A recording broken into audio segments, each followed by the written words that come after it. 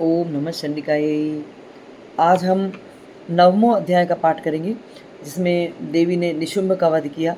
उसके पहले हमने कल 8वें अध्याय का पाठ किया था, जिसमें चंडिका ने रक्त बीज को मारा था और काली चामुंडा ने रक्त बीज के रक्त को पिया था। और चूँकि रक्त बीज के रक्तों को पिया तो रक्त बीज जैसे सैकड़ों हजारों जो राक्षस उत्पन्न हो रहे थे वो उत्पन्न होना बंद हो गए। काली ने उन सारे राक्षसों का ग्रास बना लिया और रक्त को पी लिया, और इस प्रकार चंडिका ने रक्त बीज को मार डाला। तो अब हम अगले 9वें अध्याय का पाठ करेंगे। 9वें अध्याय में शुंभ का वध देवी ने किया, उसी की कथा है। तो सबसे पहले हम ध्यान करेंगे। ध्यानम ओम बंधूक कांचन निभम रुचिराक्षमालां पाशांकुशौ च वरदां निजबाहुदण्डैः बिभ्राणमिन्दूशककलाभरणां त्रिनेत्रं मर्धाम्बिके शमनीं त्रिपुराश्रयामि। ओम राजो उवाच विचित्रमिदमाख्यातं भगवन् भवता मम देव्याश्चरित्रमाहात्म्यं रक्तबीजवधाश्रितं भूयश्चेच्छाम्यहं श्रोतुं रक्तबीजे निपातिते चकार शुंभो यतकर्म निशुंभश्चाति कोपने। ध्यानम मैं अर्धनारीश्वर श्री विग्रह की निरंतर शरण लेता हूँ। उसका वर्ण बंदूक के पुष्प के सुवर्ण के समान रक्तपीत मिश्रित है। वह अपनी भुजाओं में सुंदर अक्षमाला, पाश, अंकुश और वरद मुद्रा धारण करता है। अर्धचंद्र उसका आभूषण है और वह 3 नेत्रों से सुशोभित है। राजा ने कहा, भगवान, आपने रक्त बीज के वध से संबंधित रखने वाली देवी चरित्र का यह अद्भुत महात्म मुझे बतलाया। अब रक्त बीज के मारे जाने पर अत्यंत क्रोध से भरे हुए शुंभ और निशुंभ ने जो कर्म किया उसे मैं सुनना चाहता हूँ। ऋषि उवाच चकार चकार कोपमतुलं रक्तबीजे निपातिते शुंभासुरो निशुंभस्य हतेष्वन्यशुचा हवे हन्यमानं महासैन्यं विलोक्यामर्षमुद्दहन् अभ्यधावन्निशुम्भोऽथ मुख्य यासुरसेनया तस्याग्रतस्तथा पृष्ठे पार्श्वयोष्य महासुरः सन्दृष्टोऽष्टपुष्टाः क्रुद्धा हन्तुं देवीमुपाययुः आजगां महावीर्य शुम्भोऽपि स्वबलैर्व्रतः निहन्तुं चण्डिकां कोपात् कृत्वा युद्धं तु मात्रभिः ततो युद्धमतीवासी देव्या शुम्भनिशुम्भयोः शरवर्षमतीवोग्रं मेघयोर्वर्षतुः चिच्छेदास्ताञ्चरांस्ताभ्यां चण्डिका स्वशरैत्करैः ताडयामस चांगेषु शस्त्रोघीरसुरेश्वरी। ऋषि कहते हैं, हे राजन, युद्ध में रक्त बीज और अन्य दैत्यों के मारे जाने पर शुंभ और निशुंभ के क्रोध की सीमा न रही। अपनी विशाल सेना इस प्रकार मारी जाती देख निशुंभ अमर्ष से क्रोध से भरकर देवी की ओर दौड़ पड़ा। उसके साथ असुरों की प्रधान सेना थी। उसके आगे पीछे और पार्श्व भाग में बड़े बड़े असुर थे, बड़े बड़े राक्षस थे, जो क्रोध से होठ चबाते हुए देवी को मार डालने खा डालने के लिए आगे बढ़ते जा रहे थे। महापराक्रमी शुंभ भी अपनी सेना के साथ मात्र गणों से युद्ध करके क्रोधवश चंडिका को मारने के लिए आ पहुंचा। तब देवी के साथ शुंभ और निशुंभ का घोर संग्राम छिड़ गया। वे दोनों दैत्य मेघों की भांति बाणों की भयंकर वर्षा कर रहे थे। उन दोनों के चलाए हुए बाणों को चंडिका देवी ने अपने बाणों के समूह से तुरंत ही काट डाला और शस्त्र समूहों की वर्षा करके उन दोनों दैत्यपतियों के अंगों में भी भारी चोट पहुंचाई। इस प्रकार निशुंभो निशितं खड्गं चर्मचादाय सुप्रभम् अताडयन्मूर्धनि सिंहं देव्या वाहनमुत्तमम् ताडिते वाहने देवी क्षुरप्रेणासीमुत्तमम् निशुंभस्याशु चिच्छेद चर्म चाप्यष्टचन्द्रकम् छिन्ने चर्मणि खड्गे च शक्तिं चिक्षेपसो असुरः तामप्यस्य सिद्धिधा चक्रे चक्रेणाभिमुखागतां कोपाधमातो निशुंभोऽथ शूलं जग्राह दानवः आयातं मुष्टिपातेन देवी तच्चाप्यचूर्णयत् आविध्याथ गदां सोऽपि चिक्षेप चण्डिकां प्रति सापि देव्या त्रिशूलेन भिन्ना भस्मत्वमागता ततः परशुहस्तं मायान्तं दैत्यपुङ्गवम् आहत्य देवी बाणौघेरपातयत भूतले। निशुंभ ने तीखी तलवार और चमकती हुई ढाल लेकर देवी के श्रेष्ठ वाहन सिंह के मस्तक पर प्रहार किया। अपने वाहन को चोट पहुंचने पर देवी क्षुरप्र नामक बाण से निशुंभ की श्रेष्ठ तलवार तुरंत ही काट डाली और उसकी ढाल को भी, इसमें 8 चांद जड़े हुए थे, खंड खंड करके बिखरा दिया।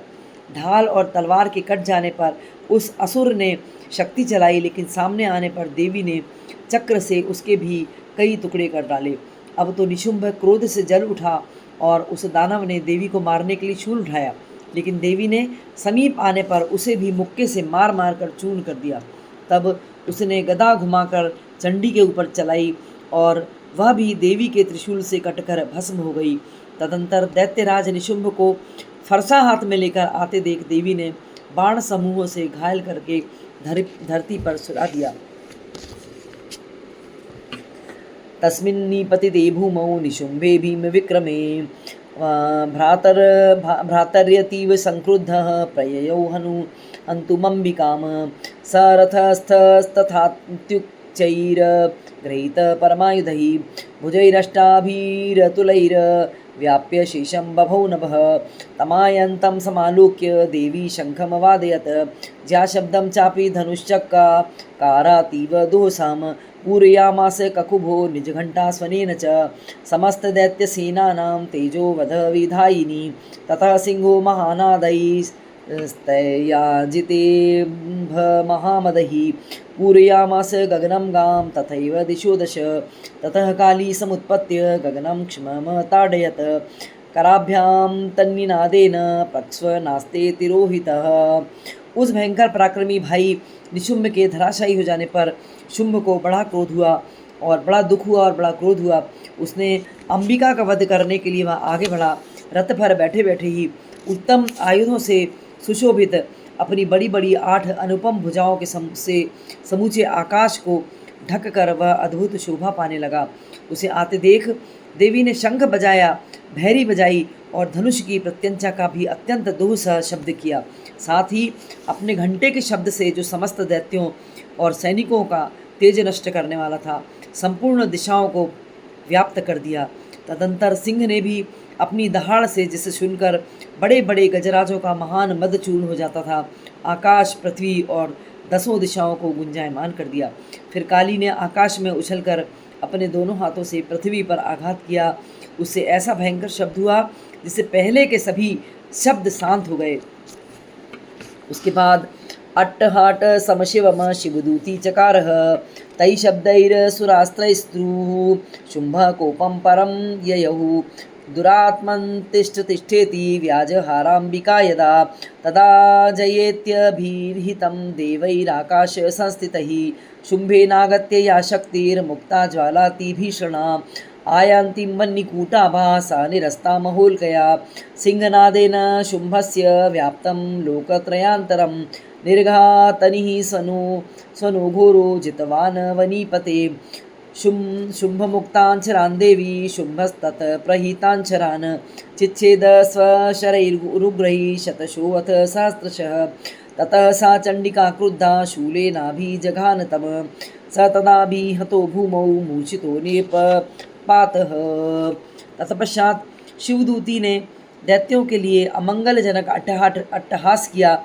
इन शब्दों को सुनकर समस्त असुर थर्रा उठे, कांप उठे, लेकिन शुंभ को बड़ा क्रोध हुआ। उस समय देवी ने जब शुंभ को लक्ष्य करके कहा, ओ दुरात्मा, ओ दुरात्मा, ओ दुरात्मन, खड़ा रहे। अभी मैं वहाँ पर आई, तभी आकाश में खड़े हुए देवता बोल उठे, जय हो, जय हो। शुंभ ने वहाँ आकर ज्वालाओं से युक्त अत्यंत भयानक शक्ति चलाई। अग्नि में पर्वत के समान आती हुई उस शक्ति को देवी ने बड़े ही भारी लूक से दूर हटा दिया। और उस समय शुंभ के सिंहासन से तीनों लोग गूंज उठे। राजन, उसकी प्रतिध्वनि से वज्रपात के समान भयानक शब्द हुआ, जिसने अन्य सब शब्दों को जीत लिया। शुंभ के चलाए हुए बाणों के देवी ने और देवी के चलाए हुए बाणों से शुंभ ने अपने भयंकर बाणों द्वारा सैकड़ों और हजारों टुकड़े कर डाले। तब क्रोध से भरी हुई चंडिका ने शुंभ को शूल से मारा। उसके आघात से मूर्छित हो वह पृथ्वी पर गिर पड़ा।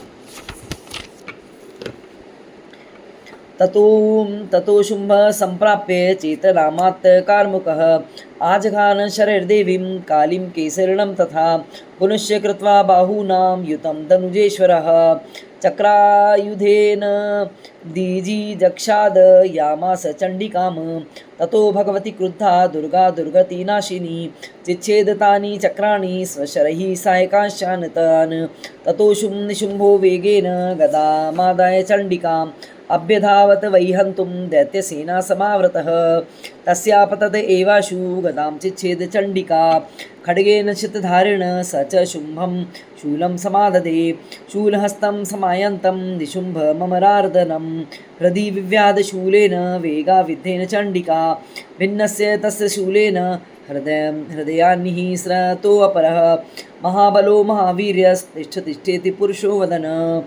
इतने में ही शुंभ को चेतना हुई, जागृत हुआ वो, और उसने धनुष हाथ में लेकर बाणों के द्वारा देवी काली और उनके सिंह को घायल कर डाला।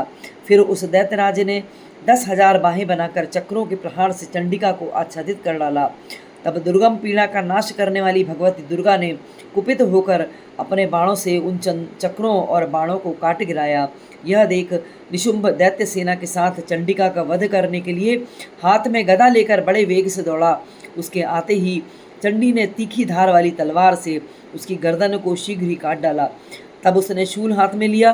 देवताओं को पीड़ा देने वाले निशुंभ को शूल हाथ में लिए आते देख चंडिका ने वेग से चलाए हुए अपने शूल से उसकी छाती छेद डाली।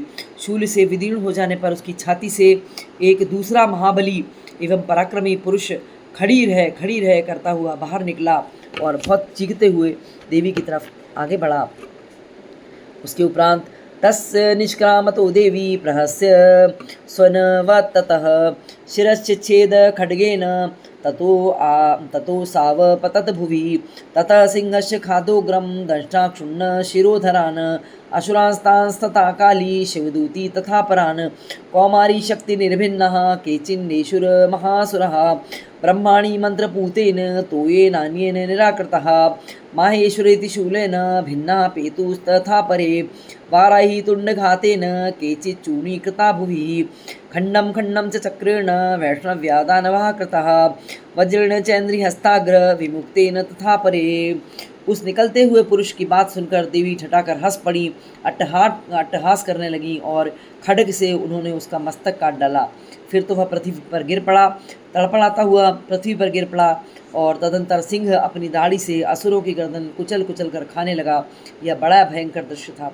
उधर काली और शिवदूती ने भी अन्यान्य दैत्यों का भक्षण आरंभ कर दिया।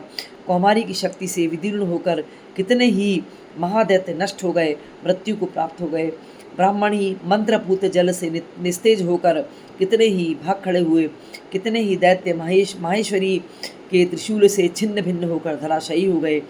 वाराही के थूथुन के आघात से कितनों का पृथ्वी पर कचूमर निकल गया। वैष्णवी ने भी अपने चक्र से दानवों के टुकड़े टुकड़े कर डाले।